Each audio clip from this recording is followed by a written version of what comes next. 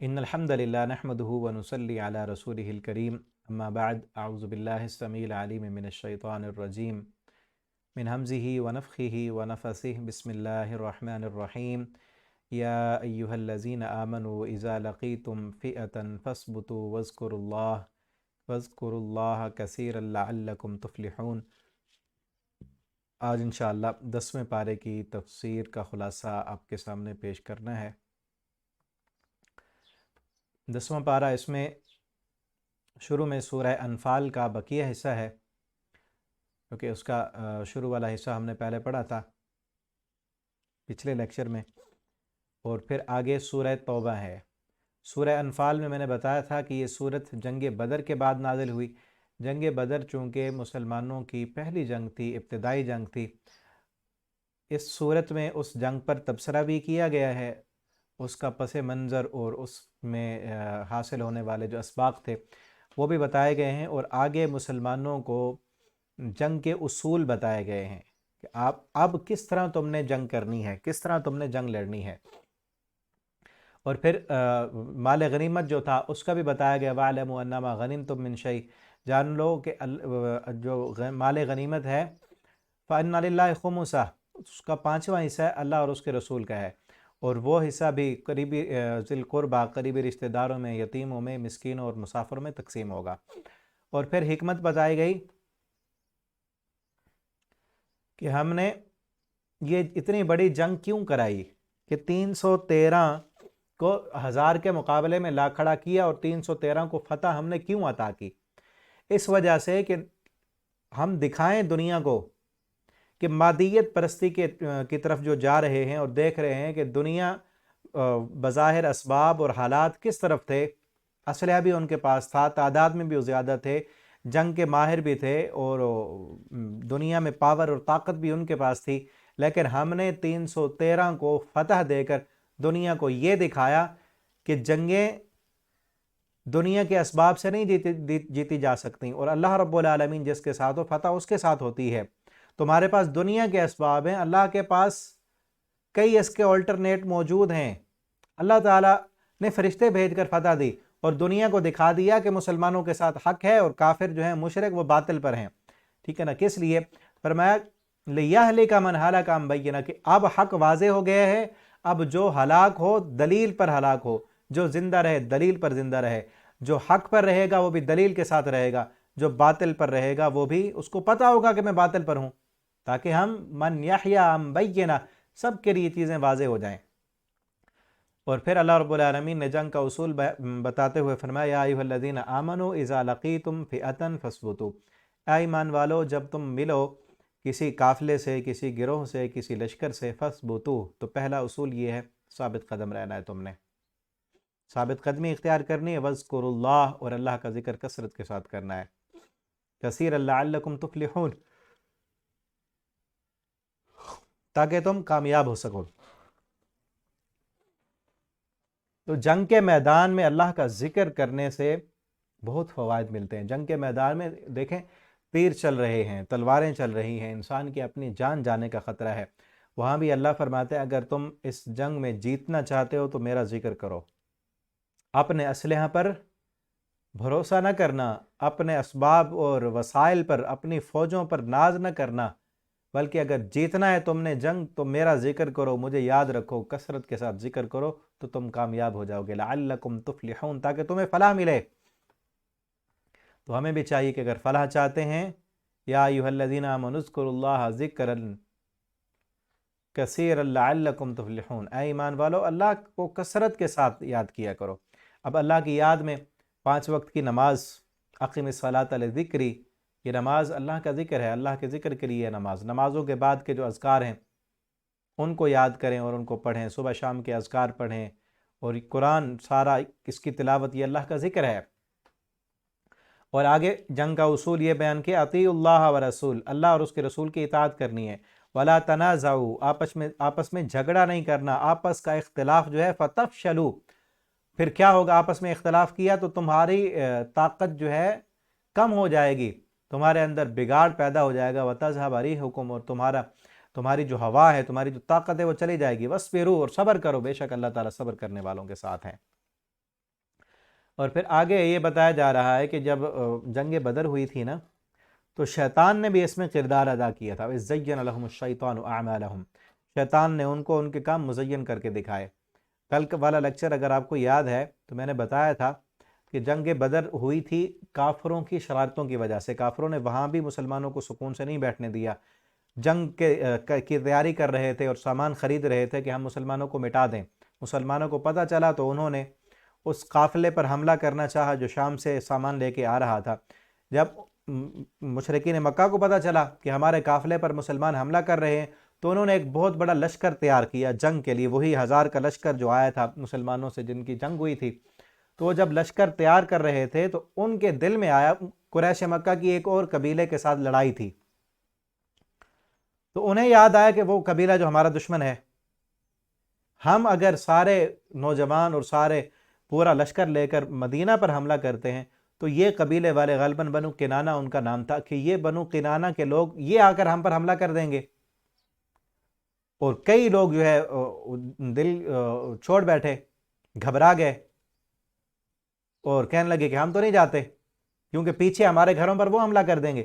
اب یہ شیطان اس نے کیا کیا کہ اس بنو کنانہ کا جو سردار تھا اس سردار کی شکل بنا کر آ گیا ان کے پاس. سراقہ بن مالک اس کا نام تھا. سراقہ بن مالک کی شکل میں آیا اور آ کر کہنے لگا تم ہماری طرف سے بے فکر رہو، ہم تم پر حملہ نہیں کریں گے، تم جاؤ مسلمانوں کے خلاف، اور آج لا غالب لکم اليوم، تم پر کوئی غالب آنے والا نہیں ہے، جیت کر آؤ گے تم. اور ان کے اطمینان قلب کے لیے کہا کہ میں تمہارے ساتھ چلتا ہوں، میں تمہارے ساتھ جاتا ہوں اور تمہارے پیچھے جو ہے کوئی ہمارے قبیلے کا بندہ حملہ نہیں کرے گا. یہ ساتھ چلا ان کے. اور جب آ گیا میدان بدر میں وَإِنِّي جَارٌ لَكُمْ، کہا میں تمہارا ہمسایہ ہوں، ساتھ چلتا ہوں.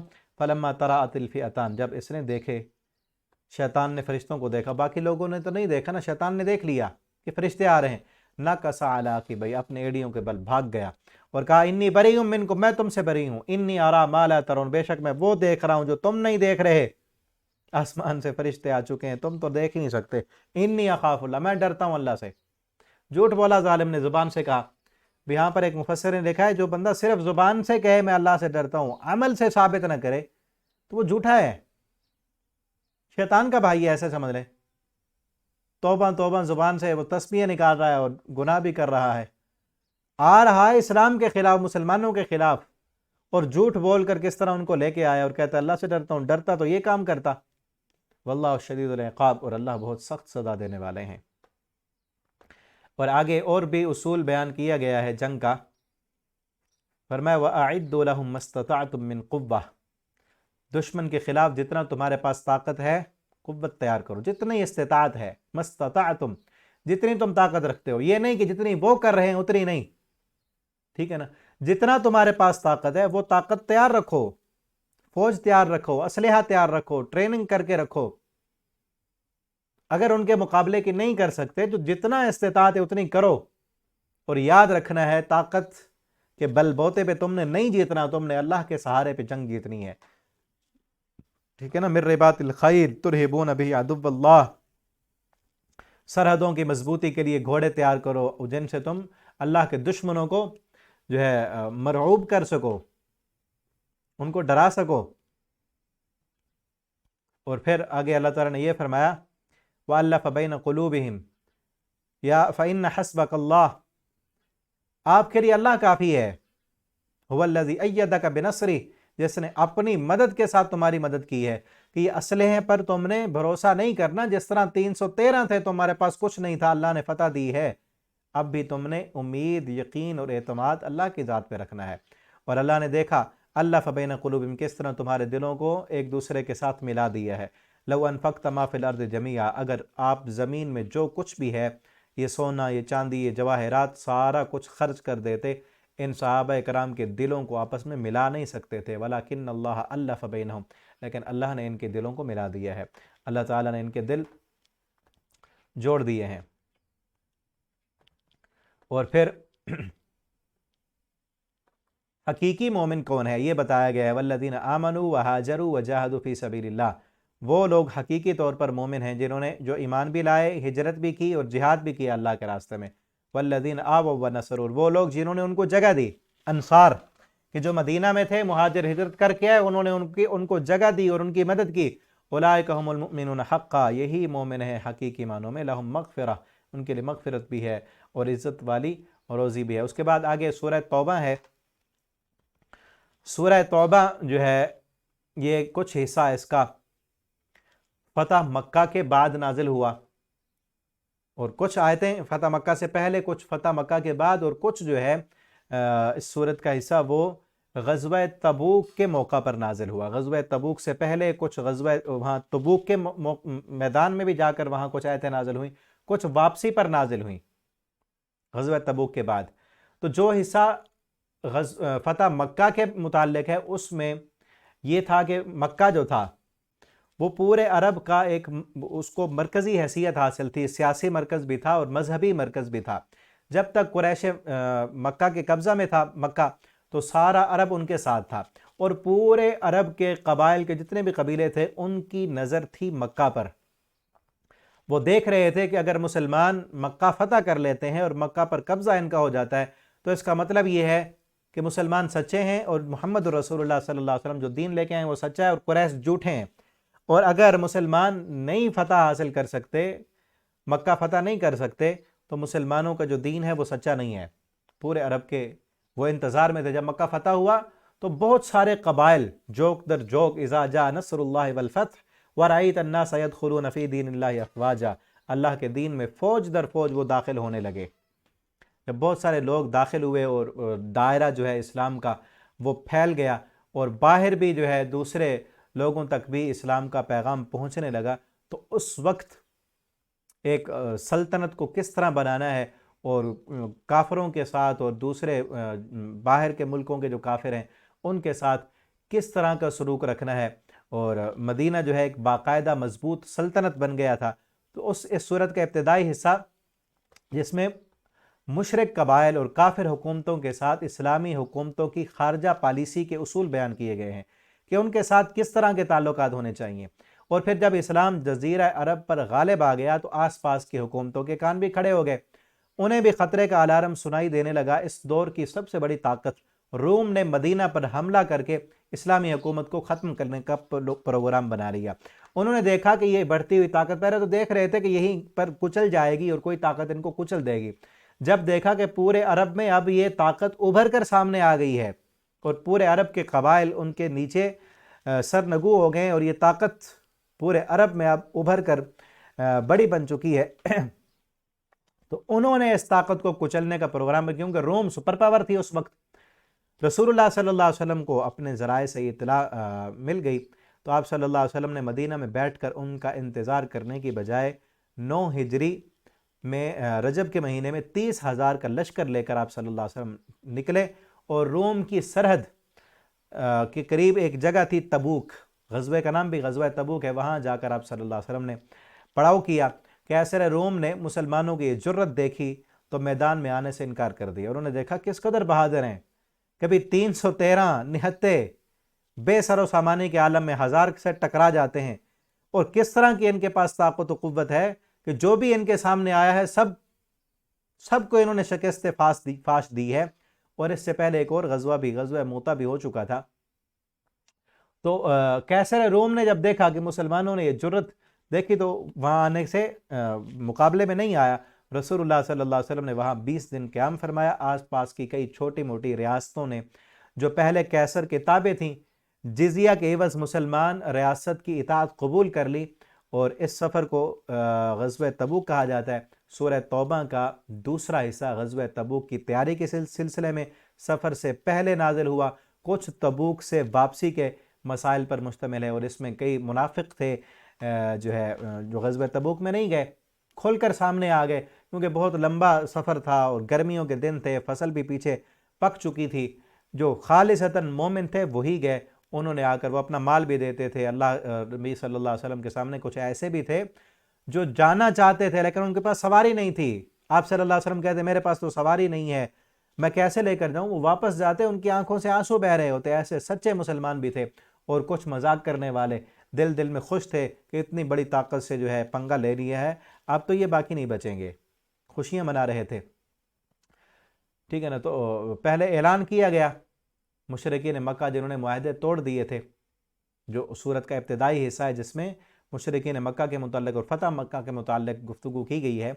मुशरिकीन मक्का से 10 साल का मुआहदा था कि जंग नहीं करनी, इन्होंने मुआहदा तोड़ दिया तो कहा गया बराअतुम मिनल्लाह। अब फिर दोबारा वो रीन्यू करना चाहते थे उसी मुआहदे को, तो अल्लाह ताला ने फरमाया कि अब रीन्यू नहीं किया जाएगा, अब ख़त्म, बराअतुम मिनल्लाह, ऐलान जंग है अल्लाह और उसके रसूल की तरफ से। इल्लल्लज़ीना आहदतुम मिनल मुशरिकीन, वो लोग जिन्होंने मुआहदा किया था मुशरिकीन से, फसीहू फिल अर्ज़, अब इनको मोहलत दो 4 महीनों की। वअलमू, और जान लो, अन्नल्लाह अन्नकुम गैरु मुअजिज़िल्लाह, तुम अल्लाह को आजिज़ नहीं कर सकते, ज़मीन में तुम हरा नहीं सकते, तुम जो मर्जी कर लो, जहाँ भागना है भाग लो, जो तैयारी करनी है कर लो, 4 महीने की मोहलत है, उसके बाद जो है तुम्हारे खिलाफ जंग की जाएगी।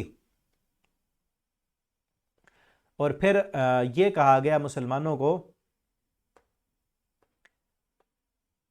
कि जो लोग, हाँ, ये कहा कि मुसलमानों को मा कान लिल मुशरिकीन यामुरू मसाजिदल्लाह, मुशरकों के ये लायक नहीं है कि अल्लाह रब्बुल आलमीन का जो घर है बैतुल्लाह है वो उसकी आबादकारी करें, वो उसके मुतवल्ली बने। वो तो मुशरिक हैं, उन्होंने तो बुत रखे हुए हैं, तुमने वो बुत निकाल कर बैतुल्लाह, अल्लाह का घर जिस मकसद के लिए बनाया गया था उस मकसद को तुमने पूरा करना है और उसको पाक करना है।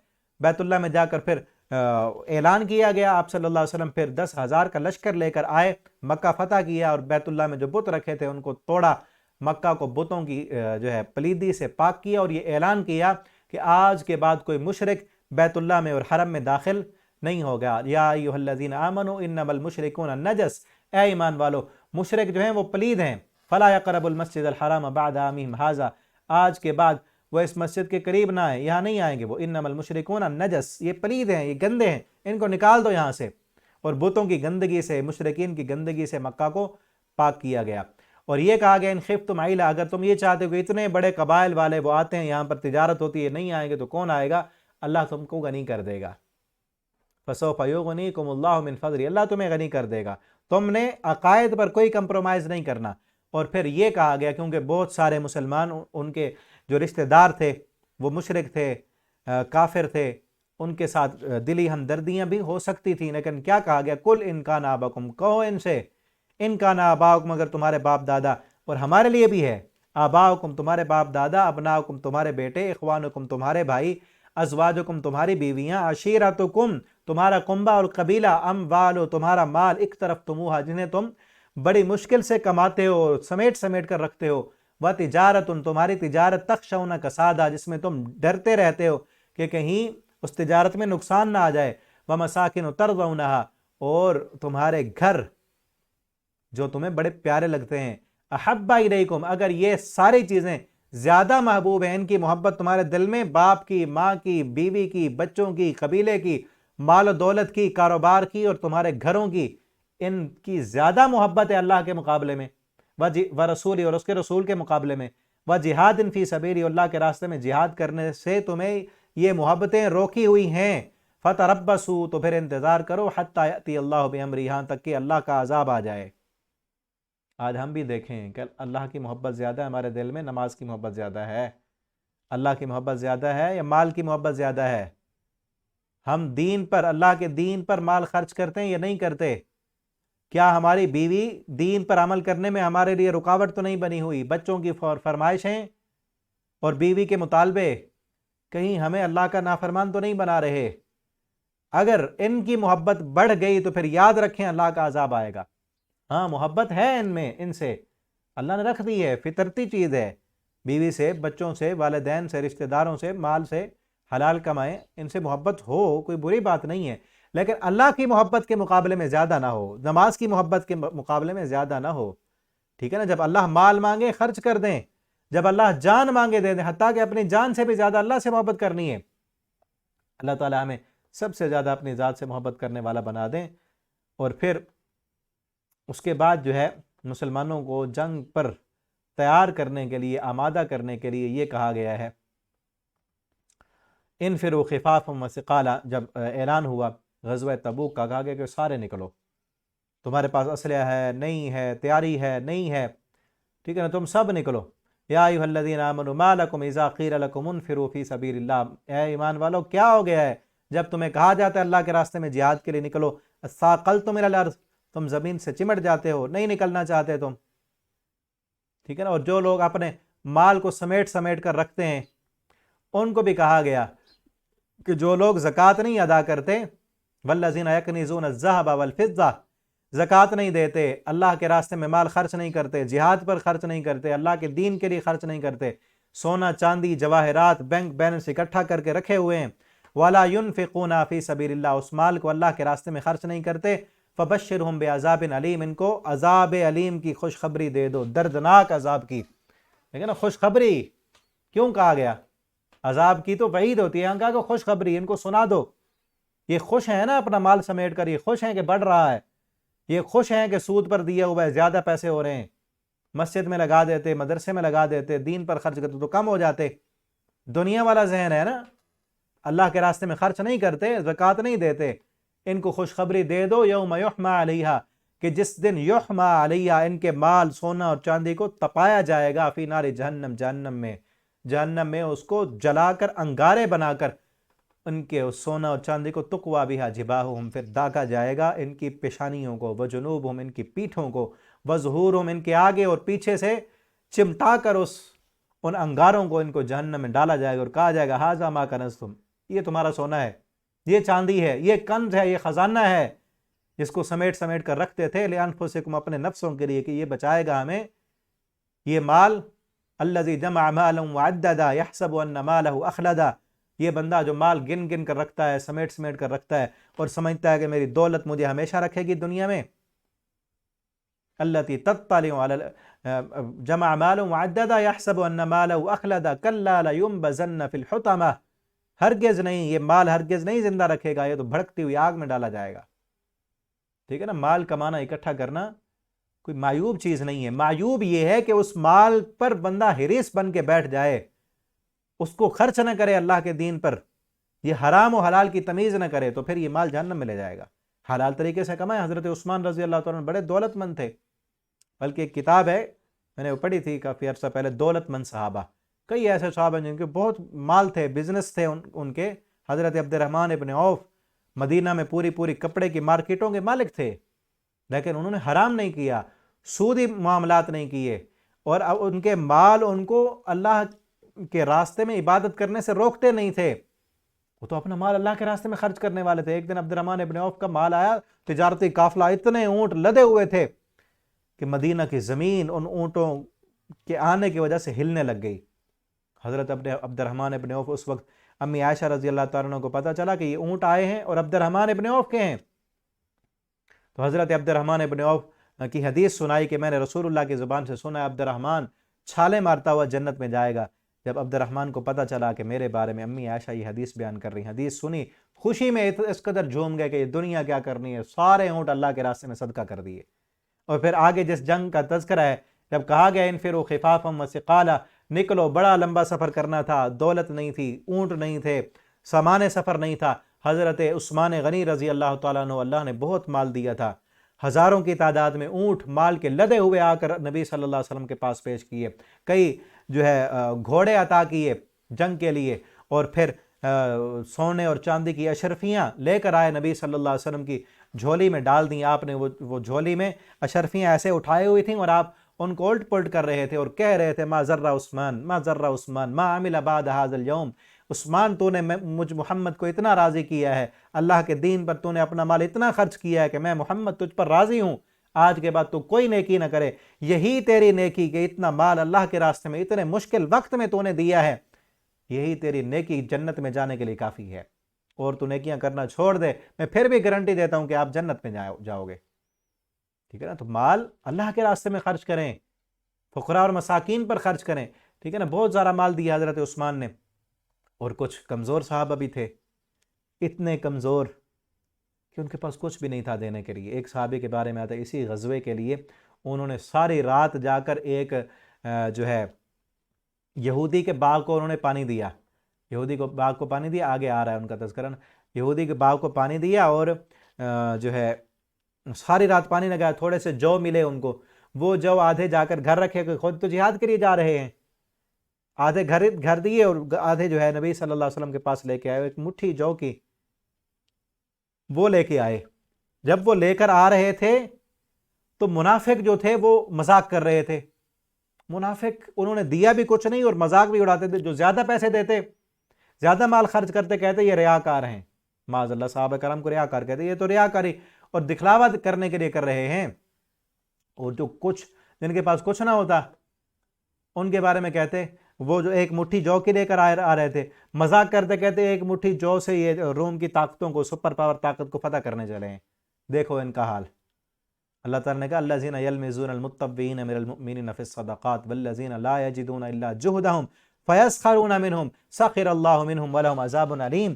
کہ وہ لوگ جو کچھ نہیں پاتے الا جہدہم، مگر ان کی محنت اور مزدوری ہوتی ہے کہ کچھ نہیں تھا خرچ کرنے کے لیے، پھر بھی یہ نہیں کہا کہ میرے پاس تو کچھ نہیں، رات بھر یہودی کے باغ کو پانی لگایا، محنت کی، مزدوری کی، وہ لے کر آیا ہے. ایسے لوگوں سے یہ مذاق کرتے ہیں. سخر اللہ منہم، اللہ ان سے مذاق کرے گا. اللہ اب تو یہ خوش بیٹھے ہیں نا، ابھی ان کو واپس آنے دو، پھر پتہ چلے گا کہ کس طرح یہ جیت کر آتے ہیں اور پھر ان کے نفاق کے پردے کس طرح چاک ہوتے ہیں اور زمین ان کے لیے کس طرح تنگ کر دی جاتی ہے. ٹھیک ہے نا. وہ ان پر مذاق اڑاتے تھے ان کا اور زیادہ خرچ کرتے، ان کے بارے میں کہتے یہ ریاکار ہیں. تو اللہ رب العالمین نے ان کے بھی پردے چاک کیے اور پھر یہ کہا اللہ تعالیٰ نے مومنوں سے جنت کا وعدہ کیا ہے. اور وعد اللہ المنافقین والمنافقات، ایسے منافقوں سے اور منافق عورتوں سے، منافق مردوں سے اللہ نے اور کافروں سے جہنم کا وعدہ کیا ہے کہ ان کے لیے تو جہنم ہے اور ان میں جائیں گے، ہی حسبہم، ان کو کافی ہے اور ان پر لعنت ہے اللہ کی. اور مومن والمؤمنون والمؤمنات بعضهم اولیاء بعض، اور وعد اللہ المؤمنین، اللہ تعالیٰ نے وعدہ کیا ہے جنات تجری من تحتها الانہار. اور پھر یہاں پر اس پارے کے آخر میں یہ کہا فرح المخلفون بمقعدهم خلاف رسول اللہ، یہ خوش بیٹھے ہیں، جنگ میں نہیں گئے کہ ہم بچ گئے ہیں، گرمی سے بچ گئے اور اپنے پھل بھی توڑ لیں گے. یہ نا تفسیراً ہم نے تفسیر کا جو کورس شروع کیا ہے تو اس میں ایک ایک رکوع کر کے ہم پڑھیں گے انشاءاللہ. آپ کو وہ اسباق ملیں گے، آپ نے وہ بھی انشاءاللہ رمضان کے بعد اس کو بھی شروع کرنا ہے. تو اس میں اس صورت پر جو تفصیلی باتیں ہیں وہ وہاں آئیں گی، کیونکہ یہاں تو ہم مختصر ہی پڑھ رہے ہیں نا، خلاصہ جسے کہتے ہیں. یہ صرف یہ ہے کہ ایک تعارف قرآن کے ساتھ ہمارا ہو جائے اور رمضان کے بعد ہم جو ہے مکمل قرآن کریم کا ترجمہ اور تفسیر پڑھنے کا عزم کریں انشاءاللہ. جتنے بھی ساتھی پڑھ رہے ہیں، یہ اس کورس کو سن رہے ہیں، آپ سب ساتھی نیت کریں اور یہ وعدہ کریں اللہ رب العالمین سے کہ ہم نے انشاءاللہ پورا قرآن ترجمے کے ساتھ پڑھنا ہے. روزانہ جو ہے ایک رکوع کا ترجمہ پڑھایا جاتا ہے، وہ جیسے ہی رمضان ختم ہوگا عید کے بعد ہم وہ شروع کر دیں گے کورس. تو جو بھی ساتھی اس میں حصہ لینا چاہیں، آپ کے پاس اگر واٹس ایپ گروپ ہے تو اس میں آپ کو سبق ملیں گے، اگر نہیں ہے تو آپ یوٹیوب یا فیس بک پر دیکھ رہے ہیں تو انشاءاللہ اسی پیج پر اور اسی یوٹیوب چینل پر بھی وہ سبق آتے رہیں گے انشاءاللہ. اور آگے ایک اور بات آخر میں کہی گئی ہے کہ یہ لوگ جو ہے منافق وہ جنگ پر نہیں گئے اور خود بھی نہیں گئے اور کہتے تھے لا تنفروا فی الحر، کہ گرمی کے دن ہیں، گرمی کے دنوں میں نکل کر نہ جاؤ باہر، اور خوش تھے کہ ہم بچ گئے، ہم گرمی کے دنوں میں نہیں نکلے. ان کو کہا گیا قل نار جہنم اشد حرا، تم خوش بیٹھے ہو کہ ہم گرمی کے دنوں میں نہیں گئے، جنگ کے لیے بچ گئے. نار جہنم اشد حرا، جہنم کی آگ تو بہت زیادہ سخت ہے، اس سے بچنے کی کوئی کوشش نہیں کی. اس سے بچنے کے لیے یہ صحابہ کوشش کر رہے ہیں کہ ان گرمیوں کے دنوں میں ہم خرچ کر لیں، گرمیوں کے دنوں میں جہاد پر جائیں، گرمیوں کے دنوں میں اللہ کی فرما برداری کر لیں تاکہ جہنم کی آگ سے بچ جائیں. اصل تو عقل مند تو یہ ہیں. اور ان سے کہو فَلْيَضْحَكُوا قَلِيلًا وَلْيَبْكُوا كَثِيرًا، ہنسے کم کرو اور روئے زیادہ کرو. زیادہ ہنسو نہیں، زیادہ ہنسنا آپ صلی اللہ علیہ وسلم نے فرمایا زیادہ ہنسنا دلوں کو مردہ کر دیتا ہے. اور اب جو ہے آخرت کو یاد کر کے، جہنم کو یاد کر کے اور اللہ رب العالمین کے عذابوں کو یاد کر کے رویا کرو اللہ رب العالمین کے سامنے. اور پھر یہاں پر یہ بھی ہے کہ جس طرح کچھ کافر تھے، منافق تھے، وہ نہیں گئے جہاد پر، کچھ ایسے بھی تھے جو کمزور تھے، مجبور تھے، نہیں جا سکتے تھے. جب آیتیں نازل ہوئیں کہ جو نہیں گئے وہ تو کافر ہیں، ان کا ٹھکانہ جہنم ہے، وہاں پر یہ بھی کہا گیا لیس علی الضعفاء، کمزور پر، وعلی علی المرضى، مریض پر کوئی حرج نہیں ہے کہ وہ تو ان کو تو اجازت ہے وہ جنگ پر نہ جائیں، انہیں اجازت ہے، بیمار ہیں، کمزور ہیں. یا محتاج ہیں نہیں جا سکتے، وَعَلَىٰ عَلَى الَّذِينَ اور وہ لوگ بھی لَا يَجِدُونَ مَا يُنْفِقُونَ جن کے پاس کچھ نہیں ہے جو وہ خرچ کریں، ان پر کوئی حرج نہیں ہے، ان پر کوئی پکڑ نہیں ہے، اِذَا نَصَحُوا لِلَّهِ وَرَسُولِهِ جب وہ خیر خواہی کریں اللہ اور اس کے رسول کی، مَا عَلَى الْمُحْسِنِينَ مِن سَبِيلٍ محسنین پر کوئی جو ہے اللہ کی طرف سے کوئی پکڑ نہیں ہے، اللہ معاف کرنے والا اور رحم کرنے والا ہے، ولا اور ان پر بھی کچھ نہیں، اذا ما آتوک جب وہ آتے ہیں آپ کے پاس لتحملهم تاکہ آپ ان کو سوار کریں اور لے جائیں میدان جنگ میں، وہ اپنی جان ہتھیلی پر رکھ کر آتے ہیں کہ ہم نے اللہ کے راستے میں جان قربان کرنی ہے، ہمیں بھی لے چلو جنگ کے لیے، قلتا اے پیغمبر صلی اللہ علیہ وسلم آپ کہتے ہیں لا اجد ما احملکم میرے پاس تو سواری نہیں، کس پر سوار کروں، تولوا واعینہم تفیض من الدم واپس جاتے ہیں ان کی آنکھیں آنسو بہا رہی ہوتی ہیں، وہ کس لیے رو رہے ہوتے ہیں کہ کاش ہمیں بھی موقع ملتا جہاد میں جانے کا، کاش ہمیں بھی لے جایا جاتا، کاش ہم بھی اپنی جانیں اللہ کے راستے میں کٹوا دیتے، اس لیے وہ رو رہے ہیں کہ ہمارے پاس بھی آج مال ہوتا ہم بھی اللہ کے راستے میں خرچ کرتے، ہمارے پاس بھی آج سواری ہوتی اس سواری پر سوار ہو کر ہم بھی اپنی جان لے کر اللہ کے راستے میں جہاد کے لیے حاضر ہو جاتے، اس لیے رو رہے ہیں۔ یہ حقیقی معنوں میں مومن ہیں جن کو یہ فکر ہوتی ہے کہ اللہ مال دے، اللہ کے راستے میں خرچ کریں گے ہم، ٹھیک ہے نا، حزنن اس غم کی وجہ سے اللہ یجد ما ینفقون کہ ان کے پاس کچھ نہیں جو وہ خرچ کریں، وہ دل کی تمنا اور تڑپ یہ ہے کہ اللہ مال دے ہمیں، ہم اللہ کے راستے میں خرچ کریں۔ ہاں پکڑ تو ان پر ہے، انما السبیل علی الذین کہ وہ لوگ جن پر سوال جن کے پکڑ ان پر ہے، علی الذین یستأذنونک جو آپ سے اجازت مانگتے ہیں، وہ ہم اغنیا وہ غنی ہیں، ان کے پاس پیسہ بھی ہے، مال و دولت بھی ہے، وقت بھی ہے، جا بھی سکتے ہیں، سواریاں بھی ہیں، پھر بھی وہ جہاد کے لیے نہیں نکلتے، نہ خود نکلتے ہیں، نہ اپنا مال اللہ کے راستے میں خرچ کرتے ہیں، رضو وہ راضی ہو گئے بے یکون مال خوالف کہ وہ پیچھے رہیں، طبع اللہ علی قلوبہم اللہ نے ان کے دلوں پر مہر لگا دی، فہم لا یعلمون یہ نہیں جانتے، ان کو پتہ ہی نہیں کہ کیا ہو رہا ہے ان کے ساتھ۔ یہاں پر یہ پارہ کمپلیٹ ہوا، اس کا خلاصہ ہم نے دیکھا، مزید ابھی صورت جاری ہے آگے اگلے پارے میں، وہ انشاءاللہ ہم اگلے لیکچر میں پڑھیں گے۔ آپ سب ساتھیوں سے یہ ریکویسٹ ہے کہ ان اسباق کو آپ آگے بھی فیس بک پر واٹس ایپ پر اپنے دوستوں کے ساتھ شیئر کیا کریں، انشاءاللہ یہ آپ کے لیے صدقہ جاریہ ہے، اللہ تعالی ہم سب کو قرآن پڑھنے سمجھنے اس کے مطابق زندگی بسر کرنے والا بنا دیں، اور آپ روزانہ شروع میں بھی میں نے کہا تھا روزانہ ایک پارے کی تلاوت بھی کیا کریں، جس طرح آپ یہ خلاصہ سنتے ہیں تو اسی پارے کی آپ تلاوت بھی کیا کریں، ٹھیک ہے نا، ترجمہ میں یہ لیکچر آ جاتا ہے، تلاوت آپ خود کریں، اور تراویح کا بھی اگر اہتمام ہے آپ کے قریب خواتین کے لیے تو آپ وہاں مسجد میں جا کر تراویح بھی پڑھیں، اگر مسجد میں اہتمام نہیں ہے تو گھر میں پڑھیں، اور جو مرد حضرات ہیں وہ تو لازماً، ٹھیک ہے نا، فرض نہیں ہے تراویح لیکن نفل عبادت ہے، رمضان میں تو لازمی پڑھیں نا، آپ صلی اللہ علیہ وسلم رمضان اور غیر رمضان میں تہجد پڑھا کرتے تھے، ہم کم از کم رمضان میں تو پڑھیں، اس میں بھی ہم یہ تراویح میں سنیں، اور اسی طرح شروع میں جو باتیں میں نے بتائی تھیں کہ 5 وقت جماعت کے ساتھ نماز پڑھیں، نمازوں کے پہلے کے جو سنتیں ہیں، بعد والی سنتیں ہیں، وہ سنتیں ادا کریں، اور اسی طرح میں نے بتایا تھا کہ اپنی زبان کی، آنکھوں کی، دل کی، ان چیزوں کی حفاظت کریں تاکہ ہمارے روزے کی حفاظت ہو، اللہ تعالی ہم سب کو عمل کرنے کی توفیق دیں۔ آخر دعوانا ان الحمد للہ رب العالمین۔